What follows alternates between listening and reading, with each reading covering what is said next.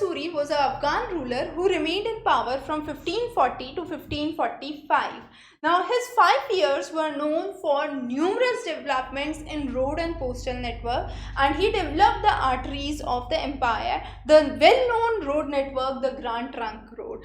He was the son of a Jagirdar of Sasaram in Bihar region, and his original name was Farid Khan. One day he was hunting a tiger, and when he killed the tiger, he was named as Sher Shah. He was known for his bravery. He was a ruler who appointed soldiers himself personally and paid them personally. He believed in maintaining a very strong force. He conquered numerous provinces of Punjab, Multan, Sindh, regions of Gujarat, Malwa, the Gwalior, Malwa and Rajasthan, and he defeated Humayun twice at the Battle of Chausa and at the Battle of Kannauj. However, after he defeated Humayun, he came to power to the throne of Delhi. Now, as we know, in the Battle of Chausa, Sher Shah Suri and Humayun had a fight, and Sher Shah Suri won, established himself as the king of Bihar. Later on, however, the brother of Humayun left the brother of Humayun, Kamran, left back to Lahore with 10,000 soldiers. Humayun did not lose heart. He had again a battle with remaining two brothers and he fought Sher Shah Suri again at Kannauj in 1540. However, Sher Shah Suri again defeated Humayun and finally acceded to the throne of Delhi. He ruled Delhi from 1540 to 1545 till his last breath.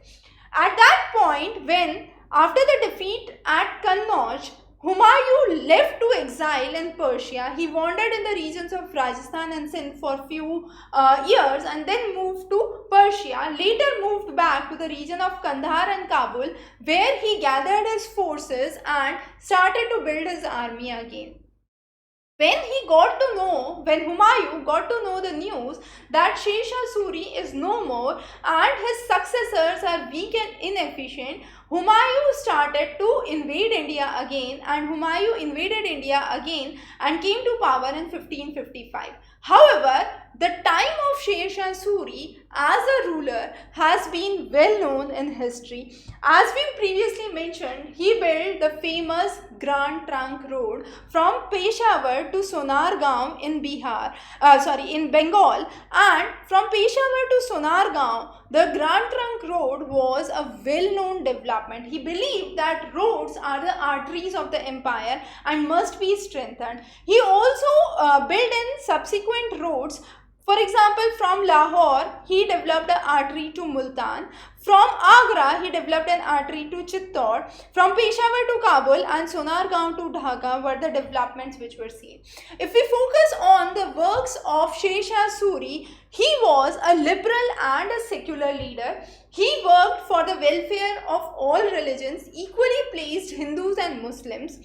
As he was known for building roads, network and a strong postal system, definitely people would travel, and with the travel they would require shelter places, so he built in numerous sarais. Nearly 1,700 sarais were built by Sher Shah Suri. Along the sarais and in the path there were numerous trees that were planted. When it comes to warfare, he had a huge army. As we previously mentioned, he recruited the soldiers and paid them personally. The salary was given in cash. He revived the system that was launched by Alauddin Khilji, and the system was Dag and Chera. Dag was the revival of horses and Chera was the role of soldiers. Similarly, he divided the land into three categories: good, average and bad, and land revenue was based on how fertile the land is. The taxes were collected either in cash or in kind. In kind means in form of some gift. The share of the government in the revenue collection was 1/4 of the total produce. Sher Shah Suri was very strict with revenue collections. However, he went liberal in the years when there was drought or when there was flood, and believed that loans should be granted generously. Also, when it comes to land reforms, his two land reforms are well known. Those are the Patta and the Kubaliyat.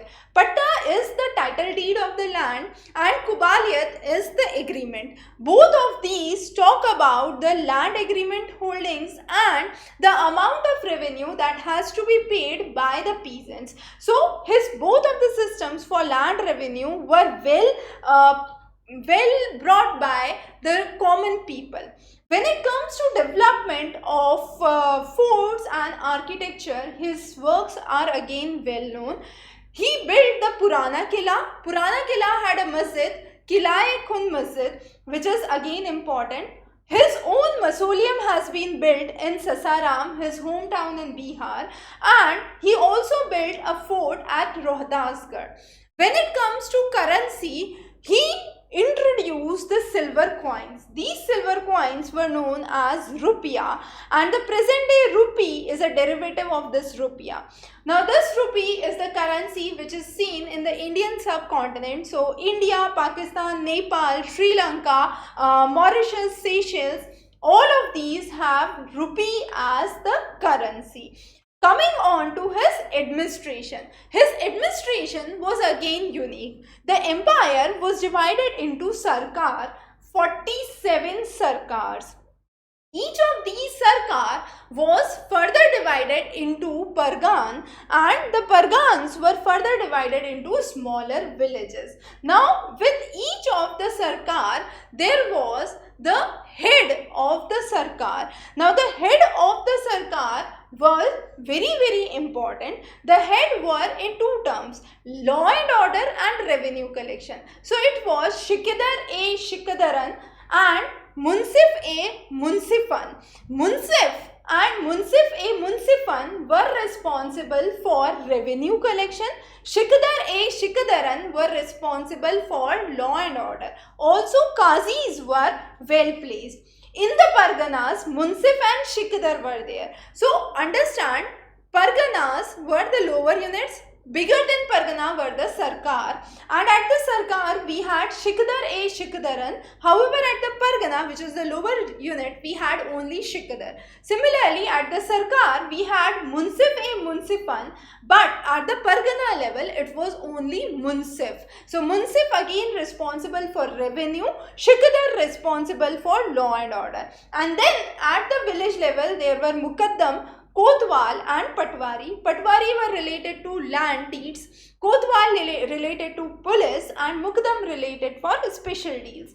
Now, this was how Sher Shah Suri came to power. However, Sher Shah Suri died in 1545. As we mentioned, his successors were weak, and Humayun, who was gathering his strong force in the regions of Kabul and Kandahar, attacked India again and came to throne in 1555 after the weak and inefficient Afghan successors of Sher Shah Suri were defeated. So that was the history how Mughal Empire again came to power with Humayun.